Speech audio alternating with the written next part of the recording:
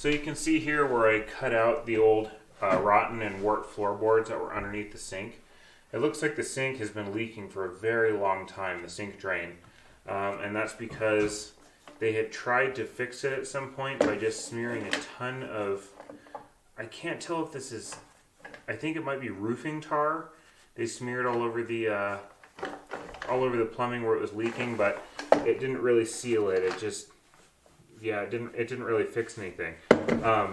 So this area has just been getting drenched for probably years. All the plaster is eroded off of the stones on the foundation, so we're going to have to replaster it down there. These boards were all rotten and warped. This beam is the only one that got any significant water damage, and you can see it's real rotten in this little section right here. But the good news is most of the beam is still really solid. So it's really just this little area here. It's a humongous beam for the amount of floor that it holds up, so that little bit of rot isn't really going to be an issue. So I'm going to go ahead and put a sheet of plywood over this hole, and then our new kitchen cabinets are going to go over the hole, so it'll be all covered up and you won't be able to see the patch on the floor.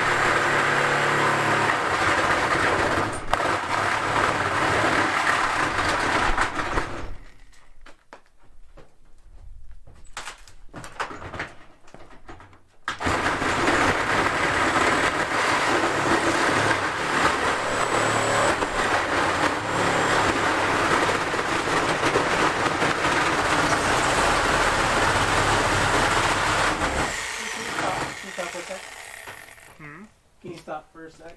Yeah. There's this cable. I don't know what it is. Is it alive? Oh no, that's the old phone cable. The black? Yeah. Let me get it out of the way just in case. Okay. Okay, you're good.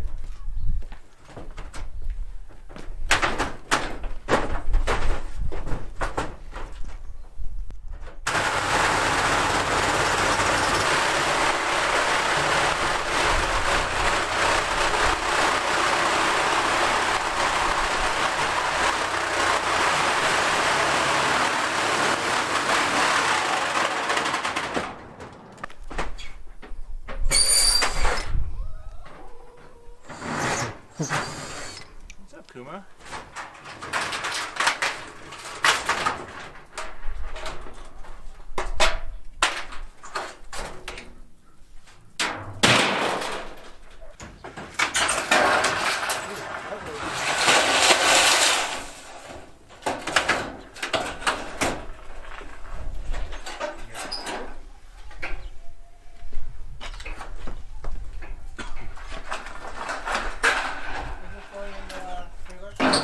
Why don't you hang on to the gutters for just a minute?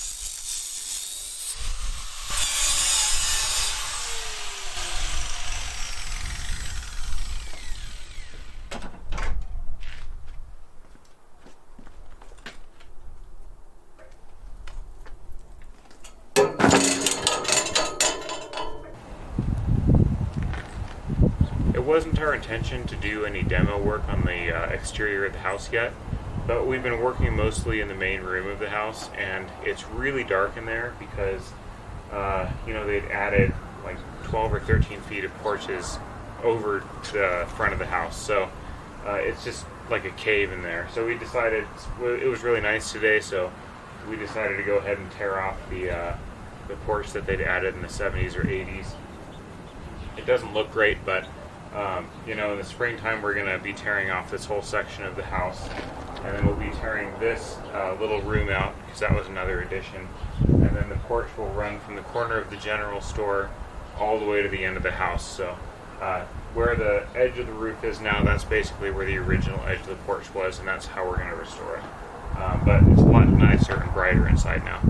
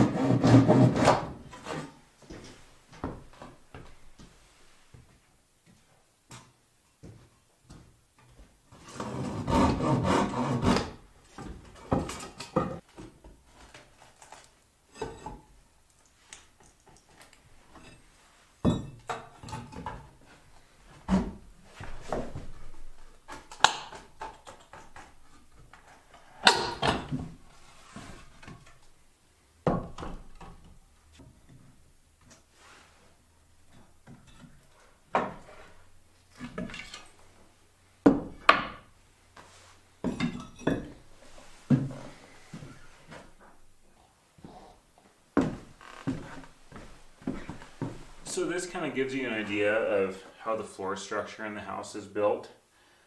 These are the main beams. They're obviously massive beams for the amount of floor that they're holding up. There are 16 of these beams running the length of the room, and they are 17 inches edge to edge, between 16 and 17 inches. Typically, floor joists will run like 16 inches on center, but because these beams are so massive, they don't need to run on center. They're about 16 inches apart, so you get about the same amount of support as you would in a typically framed floor. Why they use such massive beams, I don't know. You can see here, this is the sill plate that I put in that the beams now rest on that adobe ledge. So it gives it a little bit more of an even place to rest. And it gave me an opportunity to be able to shim underneath and have something for the shims to rest on. The floors are 1 inch thick, rough sawn ponderosa pine. The reason why we had to cut this out is because we want the hearth pad to sit level, because the room is only about 14 feet wide. We needed to make it so that you could walk across the hearth pad. So I'm going to be putting subfloor. I'm going to frame underneath it. I'm going to put a subfloor on top of the frame to make sure it's really stiff, and then I'm going to put the hardy backer and then the tile on top of that. I'm not sure yet. I need to make some measurements. This beam may sit up a little bit too high, so I may need to shave off like a 1/4 inch of the top of this beam. So if I do, I haven't totally figured out how I'm going to do it yet. I'll probably score it a bunch and then use an adze to knock off the scored sections.